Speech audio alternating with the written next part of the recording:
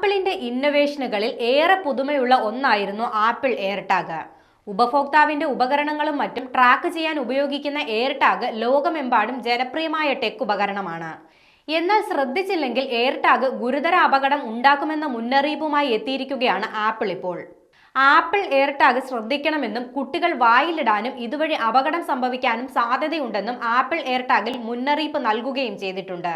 US consumer product safety commission മുന്നറിയിപ്പാണ് apple നൽകിയിരിക്കുന്നത്. എയർടാഗിന്റെ battery കമ്പാർട്ട്മെന്റിനുള്ളിലും സമാനമായ മുന്നറിയിപ്പ് നൽകിയിട്ടുണ്ട്. ബട്ടണുകളോ കോയിൻ ബാറ്ററികളോ പോലെയുള്ള ഉൽപ്പന്നങ്ങൾ വിഴുങ്ങാനുള്ള സാധ്യതകളിൽ നിന്ന് കുട്ടികളെ സംരക്ഷിക്കുന്നതിന് സുരക്ഷാ ലേബലുകളും മുന്നറിയിപ്പും നൽകണമെന്നാണ് നിയമം.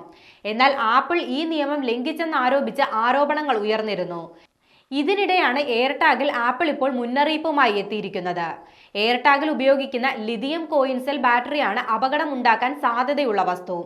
എയർടാഗിനുള്ളിലെ മുന്നറിയിപ്പിനൊപ്പം എയർടാഗ് ട്രാക്ക് ചെയ്യാനുള്ള ഫൈൻഡ് മൈ ആപ്പിലും ഈ മുന്നറിയിപ്പ് നൽകാറുണ്ട്.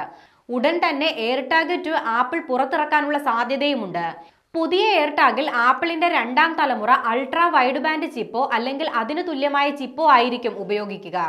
iPhone 15ലും ആപ്പിൾ വാച്ച് അൾട്രാ 2വിലും കഴിഞ്ഞ വർഷം ഇതേ ചിപ്പായിരുന്നു ഉപയോഗിച്ചിരുന്നത്.